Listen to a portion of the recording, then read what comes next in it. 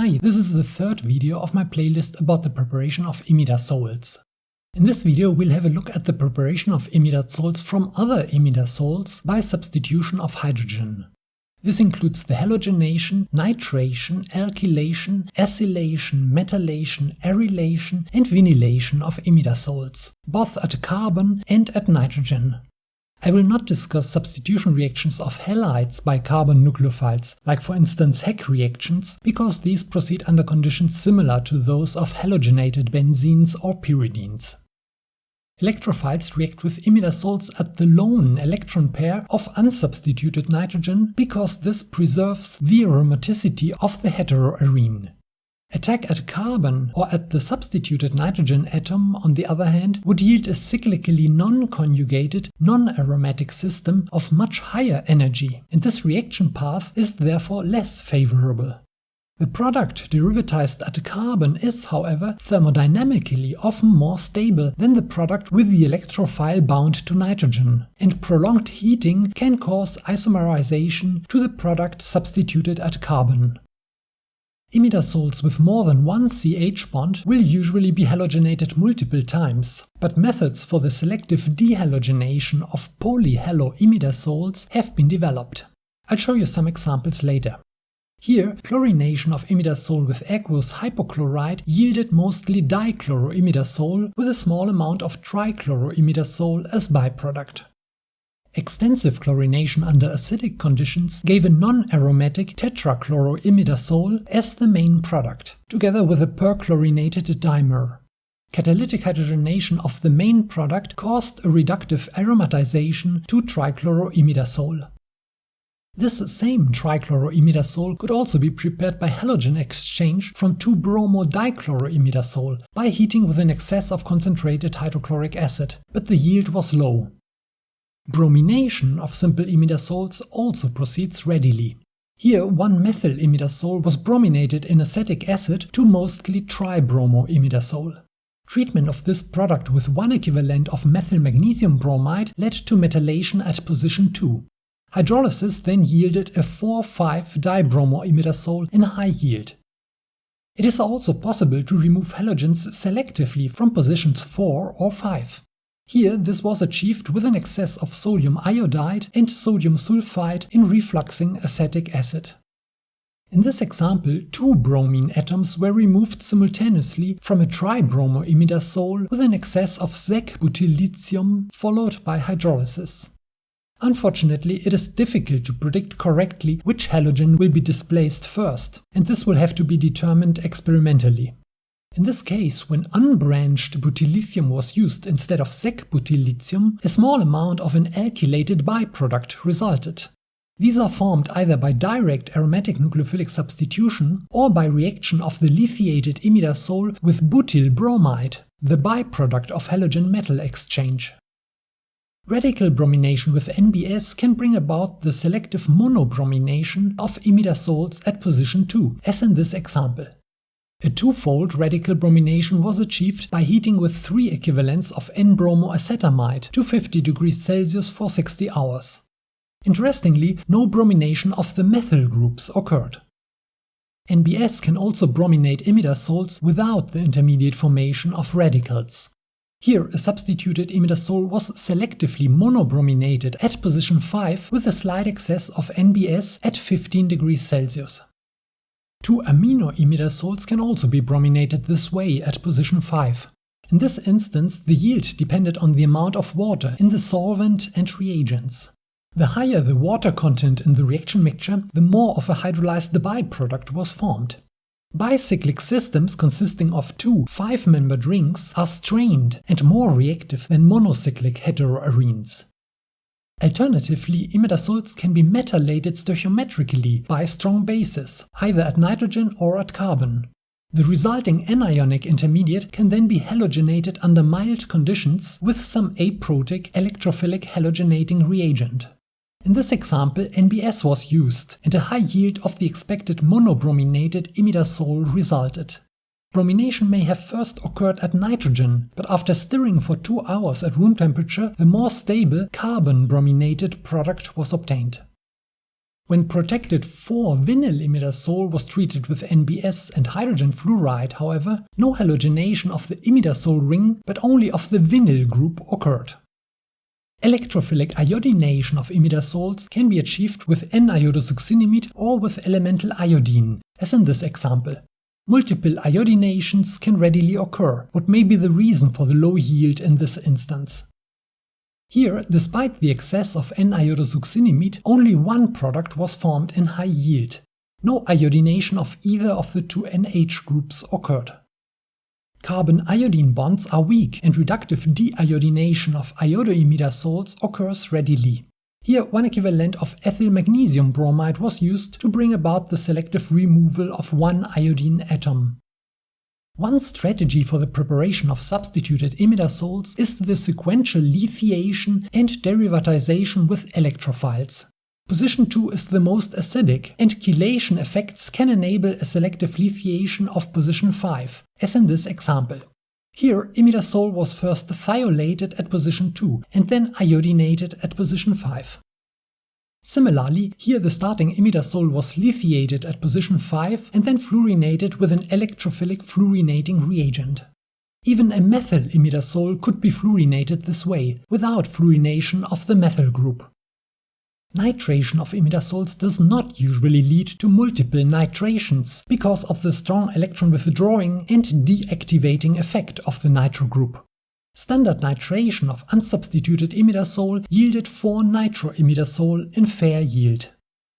This product could be nitrated a second time with anhydrous nitric acid. Like halogenations, nitration occurred first at nitrogen, but upon heating, the more stable 2,4-dinitroimidazole was formed. Even a third nitration is possible with anhydrous nitric acid and a catalyst. No oxidation of the methyl group occurred. This product is similarly explosive as trinitrotoluene. Not all nitrations proceed as selectively as in the previous examples. Here the yield of the desired isomer was only low, despite the many conditions tested by the authors. Intermolecular Friedel-Crafts acylations of imidazoles do not usually work. Instead, acylation can succeed by lithiation followed by treatment with a suitable electrophile, such as a nitrile, an amide, or, as in this example, an acyl chloride. Here, position 2 of the imidazole was protected by silylation. In this example, a dianion of imidazole was generated from 4-bromoimidazole and butyl lithium. Addition to 4-chlorobenzaldehyde yielded an intermediate lithium alkoxide, which underwent spontaneous oxidation to the ketone during workup. Treatment of imidazole with an excess of benzoyl chloride leads to twofold acylation at nitrogen and dimerization of an intermediate carbene. If such reactions are conducted in a two-phase mixture with aqueous sodium hydroxide, cleavage of the imidazole ring can occur. In part 2 of this playlist is an example of such a ring cleavage. Only few examples of the direct acylation of imidazoles at carbon have been reported. This here is an example of intramolecular acylation with simultaneous formation of a benzimidazole. However, intramolecular reactions are fast, and the conditions shown here won't be applicable to intermolecular acylations. Some imidazoles have been acylated by treatment with alkenes, carbon monoxide and a ruthenium catalyst under neutral conditions. In this example, such an acylation with 1-hexene yielded mostly one linear regioisomer of the acylated imidazole.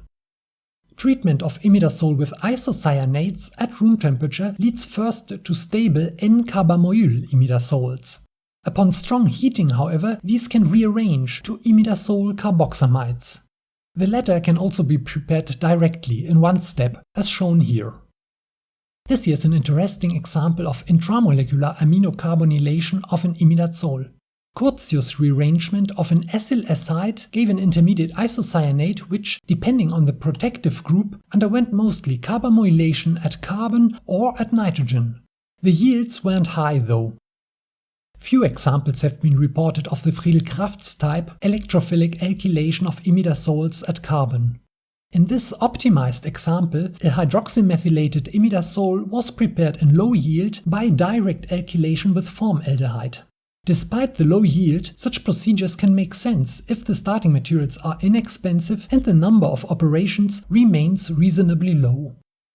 Here an imidazole ring was aminoalkylated intramolecularly.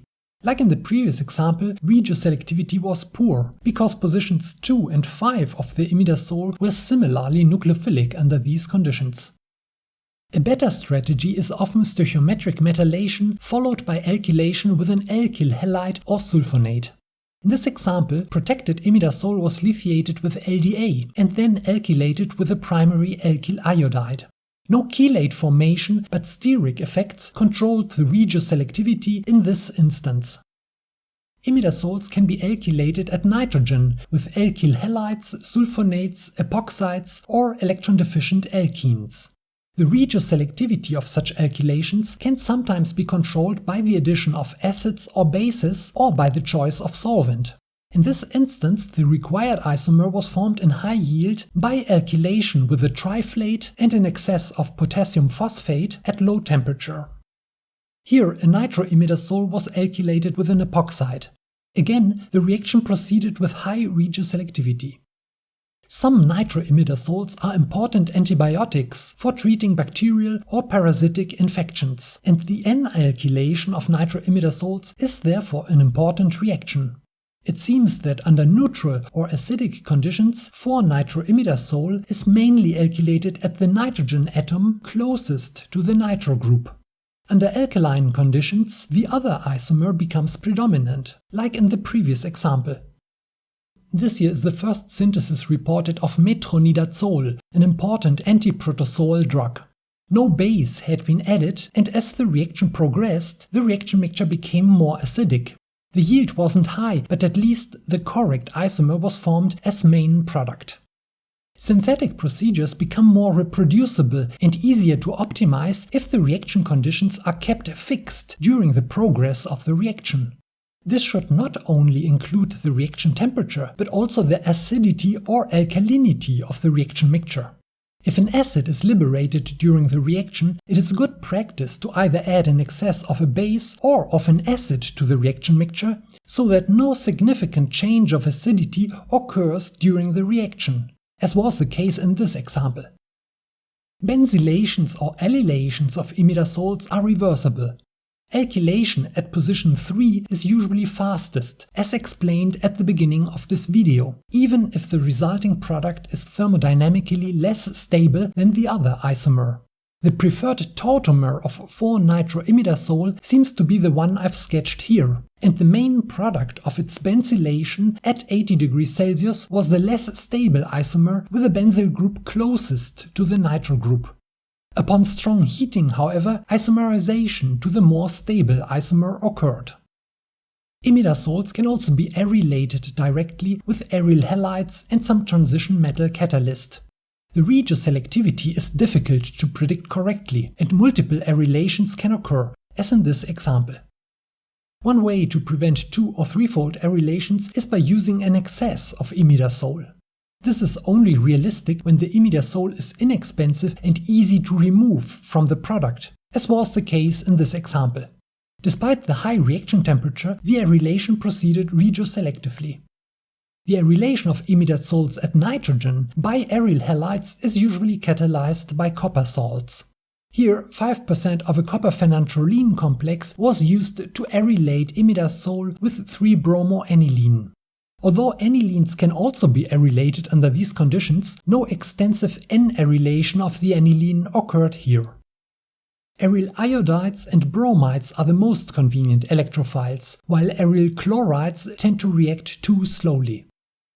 Treating simple imidazoles with electron-deficient alkynes can lead to vinylation at carbon.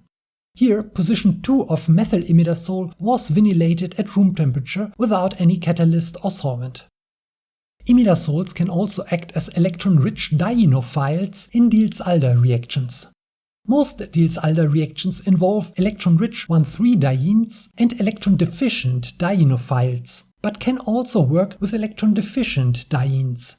What does not work are Diels-Alder reactions where both reactants are either electron-rich or electron-deficient. In this example, the diene was not really a diene, but a tetracene, which acted both as diacerdiene and as oxidant for the aromatization of the initially formed Diels-Alder adduct. Here, a vinyl imidazole underwent cycloaddition with phenylmaleimide. The initially formed Diels-Alder product, mostly 1-diastereomer, was stable and did not aromatize to an imidazole in refluxing benzene. Acids, bases, or polar solvents should, however, cause irreversible tautomerization to an imidazole. Here are some further references which you can also find in the description of this video. Under the Community tab of my channel, there's a PDF version of the slides. This was the last video of this playlist about imidazoles. Hope you found it useful and stay tuned for more videos on organic synthesis.